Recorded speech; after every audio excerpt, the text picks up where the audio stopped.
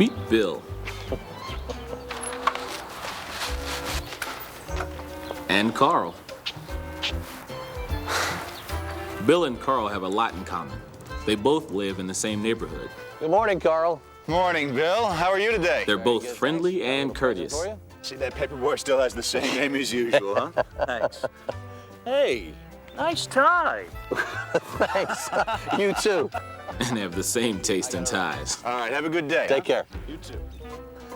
Oh, we're the same tie. That's hilarious.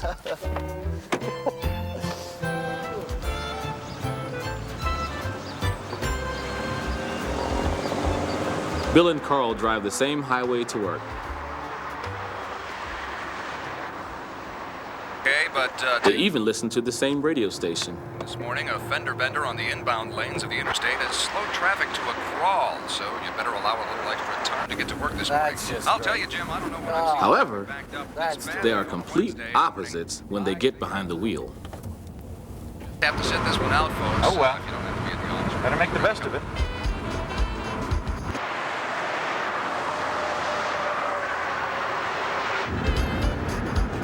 Looks like somebody's in a hurry. Well, better give him some room.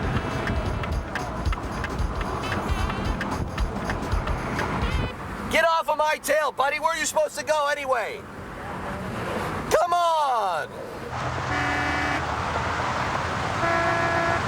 Buddy, you are going way too slow for me. Look, you're leaving too much space. Hey, you need to get in? Be my guest. Hey, you're welcome.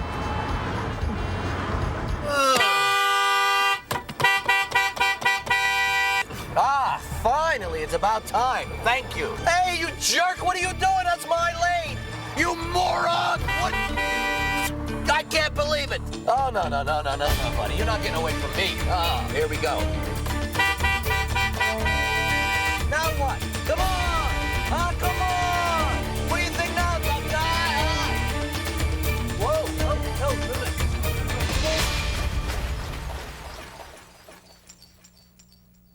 Lucky for Bill, the other driver didn't use that tire iron on him. But what if he had?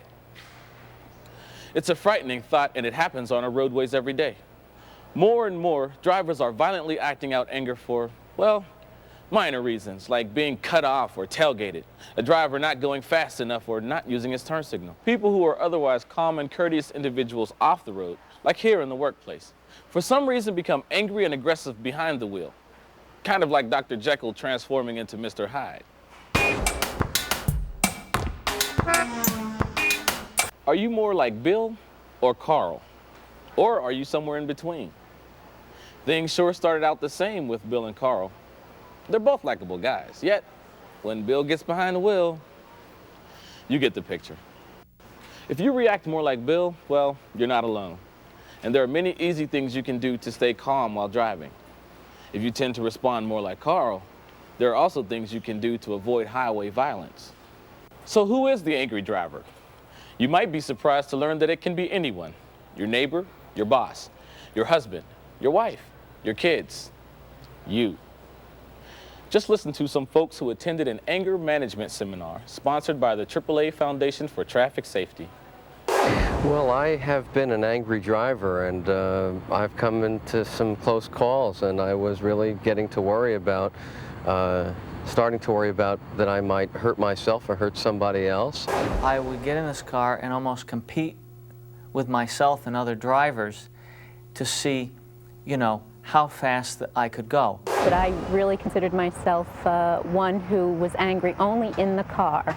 And when my 17-year-old nieces, who are recently learning how to drive, mentioned to me I always seem to become louder in the car, I said maybe there's something I need to address here. Many people involved in road rage incidents have no history of criminal activity or of violence anywhere else but behind the wheel. And after the fact, it's not unusual for violent drivers to become apologetic and often feel like a victim who acted purely in self-defense. The person in front of me was going way too slow. I'm sorry, but there was nothing else I could do. So why does a minor traffic incident trigger aggression in some people? Excuse me. Stress at home or work can be a cause, and if those problems go unresolved, it may lead to aggressive driving. I would take my frustration and anger from other situations into the car with me. There's so many things you can't control in the course of your day, but you get into a car, it weighs 2 tons, and it goes 100 miles an hour, and it'll respond immediately to what you tell it to do, and that's a good way to, well, it's a bad way actually, but it's a very effective way to release that frustration. It's a very dangerous way. Every day, problems are brought into the car and dealt with on the roadways. But that really wasn't the situation with Bill. In Bill's case, his belief system was challenged. Every one of us has a belief system that we live by. For example, many of us believe that honesty is the best policy. Excuse me. I believe this is yours. Ah, thank you very much. Appreciate your honesty. But when that belief system is challenged, it may make us angry.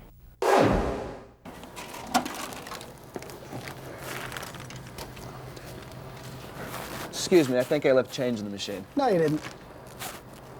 Wait a minute, what are you calling me, a liar? Just as we have a belief system that we live by, we also have a belief system that we drive by. The driving beliefs that you take special pride in are the ones that make you most angry. Come on! And that may be hazardous to you and others on the road. Use your turn signal! For example, if you believe you need to get to your destination within a certain amount of time, you may find yourself speeding and getting angry at anyone that slows you down. The speed limit meant nothing to me. I would drive as fast as I needed to. If you believe that winning is everything, you may compete with other drivers and become angry when another vehicle attempts to drive faster than you, or if another car gets through the toll booth before you. I did get a ticket for doing 85 on the Merritt Parkway, and I was in fact racing another guy who was going just as fast. If your belief system doesn't allow you to let other drivers have their way, you may get angry when another driver doesn't change lanes fast enough or merges without using his turn signal. Even though I was enjoying driving, something would trip me and make me then get frustrated. The slow driver in the left lane who won't move over fast enough or at all. Someone cutting me off. My attitude has been, people are in my way, I'm in a hurry, and what I've got to do is very important, and why are they here? Why don't they get off the road? Can't they drive at other hours? Can't they drive on Saturday? You may have the belief that you must play the role of traffic cop, that you have a responsibility to make other drivers aware of their faults and punish them for not following the rules. It's funny how things would work where it was okay for me to do it, but then someone else does it and it's completely unacceptable. But I guess there's that angry driver in all of us, and we don't know how to react to other angry drivers, and certainly that's a big part of my problem is overreacting to other angry drivers. Do you have any of these driving beliefs? Is your belief so strong that you'll do anything? I mean anything to uphold it? If so, driving for you is surely much more stressful than it needs to be. Each time you get angry, you send adrenaline into your bloodstream. Now, as the adrenaline pours in, you lose your ability to think rationally, causing anger and violence inside and distractions that can lead to collisions. And that's not all. If you get angry often enough, strongly enough, and for a long enough period of time, you're setting yourselves up for a heart attack, or a stroke, or high blood pressure, or some other stress illness. Ask yourself, do you get angry even for a moment almost every time you drive? Or is it just usually? Or only once in a while? Now, if you're one of those who don't think you get angry at all, ask one of your frequent passengers if they agree with you. You may be angrier than you realize. The good news for you is that you can learn a new way of driving and use your car to drive yourself healthy. It's been shown that anger reduction courses decrease the likelihood of heart attacks by 44%. Now, that's a lot. That's why it pays to make your car a haven and not part of the battlefield. If you learn to reduce your anger, your chances of a heart attack decrease dramatically. Most aggressive drivers put their lives on hold while they drive. But your time in the car is part of your life too. Aggressive driving puts your own health at risk. Road rage also contributes to hazardous driving conditions on the road. That means putting yourself, your passengers, and other drivers at risk of injury or even death. The good news is, there are ways you can manage your stress level while driving.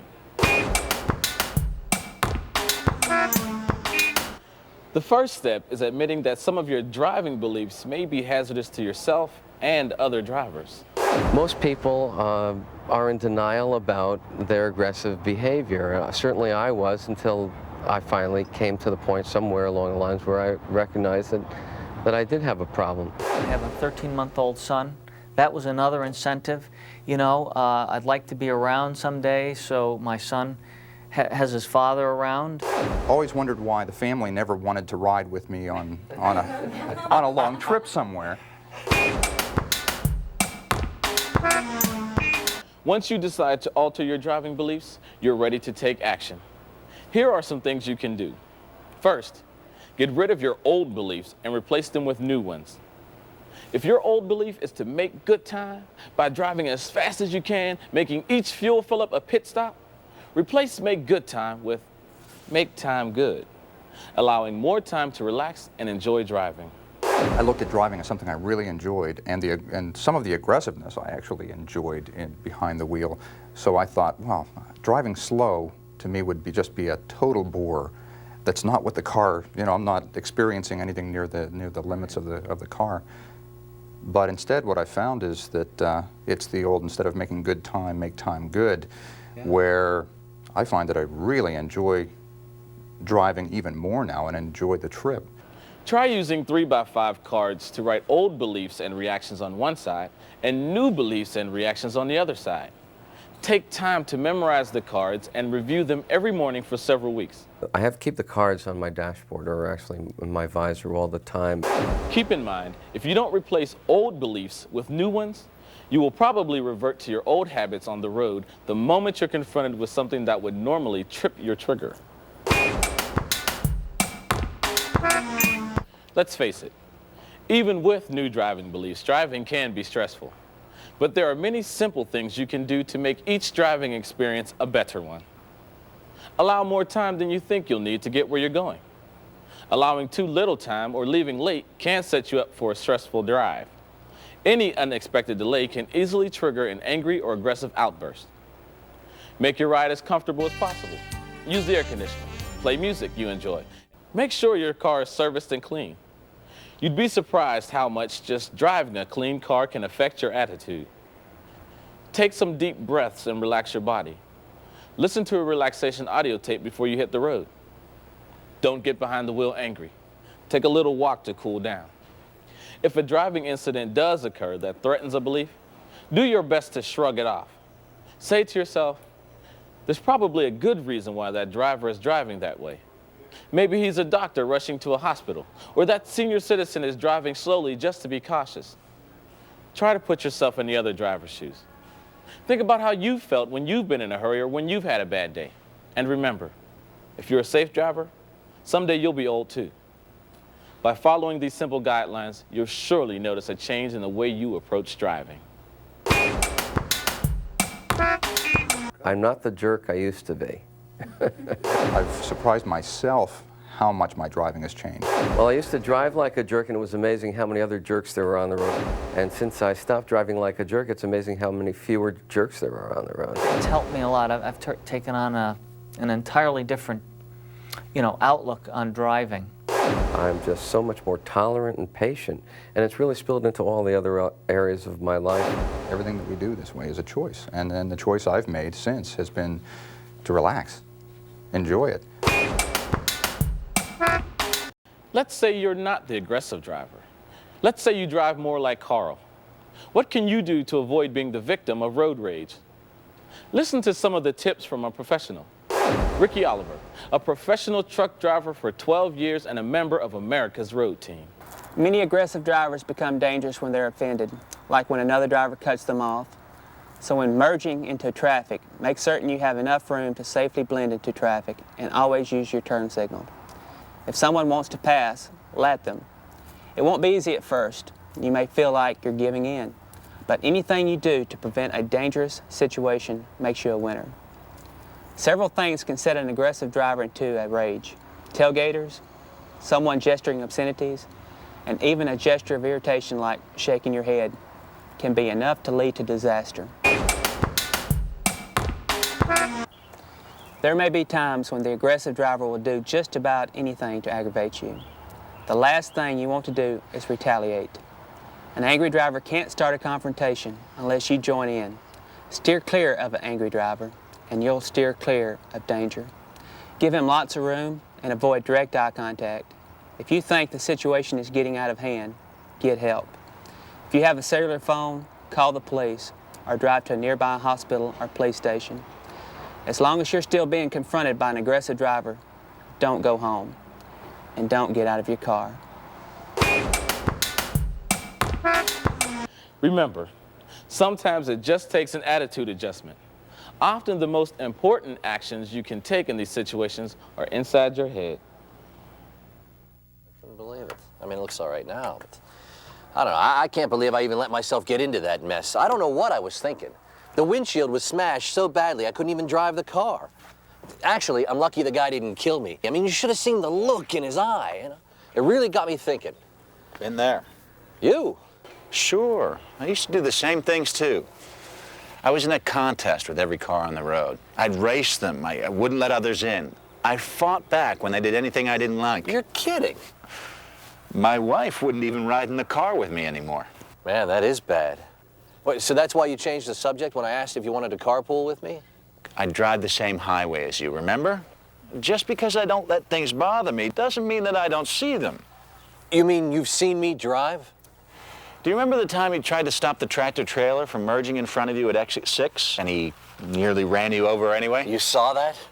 I was 2 cars back. Or how about the time you were tailgating and honking at a guy in the far right lane who had absolutely no place to go? I believe he was driving a gold Ford. A gold? No, you don't mean to tell me that. Oh, Carl, I'm sorry. I had no idea that that was you. I mean, and not that that makes any difference, I know, but I feel like such an idiot. No, really, it was terrible of me. Doesn't bother me now. I'm sorry, Carl. Let's make our highways a safer and less stressful place. You can do your part by taking to heart the information and driving tips you've seen today. If you need to make some changes in your driving beliefs, go ahead and do it. It may take some time, maybe several months, but don't give up. It's worth it. Enroll in a local stress management course, read a stress management book, or learn relaxation techniques. It may be just what you need to get you on the road to stress-free driving. With a little extra effort on your part, you can discover just how good the drive can be.